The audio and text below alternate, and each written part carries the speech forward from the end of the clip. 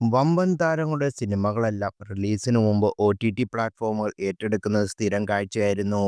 വലിയ തുകയ്ക്ക് super star സിനിമകളെല്ലാം വിറ്റുപോകുന്നത് വലിയ വാർത്തയേക്കാളും മാറിയെന്നാണ് പുതിയ റിപ്പോർട്ടുകൾ.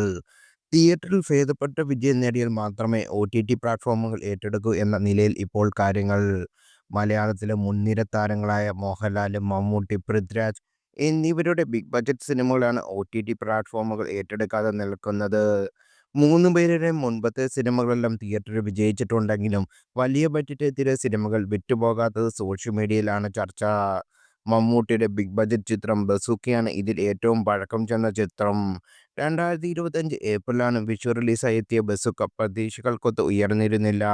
റിലീസ് ചെയ്ത് ഒരു വർഷമായിട്ടും OTTയിലെത്താതെ ബസൂക്ക ട്രോൾ പേജുകളിൽ വലിയ മാറുന്നുണ്ട്. നവാഗതനായ ഡിനോ ഡെന്നീസ് ആയിരുന്നു ബസൂക്കയുടെ സംവിധാനം. മോഹൻലാൽ നായകനായി എത്തിയ പാൻ ഇന്ത്യൻ ചിത്രം ഋഷഭയും ഒറ്റ OTT പ്ലാറ്റ്ഫോമും ഇതുവരെ ഏറ്റെടുത്തിട്ടില്ല. 70 കോടിയിലേറെ ബജറ്റിലൊരുങ്ങിയ ഋഷഭ ആകെ നേടിയത് 2 കോടി മാത്രമാണ്.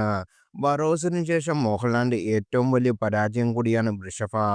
OTTയിലെത്താൻ ട്രോളർമാർക്ക് വലിച്ചുകീറാനുള്ള എല്ലാ വകുപ്പും ഋഷഭയിലുണ്ട്. 40 കോടിയോളം ബജറ്റിലൊരുക്കിയ പൃഥ്വിരാജ് ചിത്രം വിലായത്ത് ബുദ്ധയും ഇതുവരെ OTTയിൽ എത്തിയിട്ടില്ല. ഇന്ദുഗോപന്റെ നോവലിനെ ആസ്പദമാക്കി നവാഗതനായ ജയൻ നമ്പീരാണ് ചിത്രം സംവിധാനം ചെയ്തത്. ബജറ്റിന്റെ പകുതി പോലും വിലായത്ത് ബുദ്ധ നേടിയില്ല.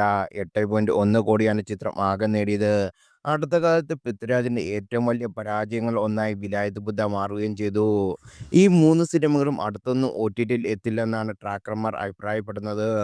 മൂന്ന് സൂപ്പർ താരങ്ങളുടെ ചിത്രങ്ങളും വമ്പൻ സിനിമകൾ തിയേറ്ററിൽ പരാജയമായതിനെ തുടർന്ന് OTT പ്ലാറ്റ്ഫോമുകൾ ഏറ്റെടുക്കാത്തതാണ് സോഷ്യൽ മീഡിയയിൽ ചർച്ച. സ്റ്റാർ കാസ്റ്റുകളുടെ കണ്ടന്റ് ഉണ്ടെങ്കിൽ മാത്രമേ OTT ഇപ്പോൾ ഏറ്റെടുക്കാറുള്ളൂ എന്നാണ് ഇതിന്റെ തെളിവാണ് ഈ ചിത്രങ്ങളെന്നും ചിലർ അഭിപ്രായപ്പെടുന്നു.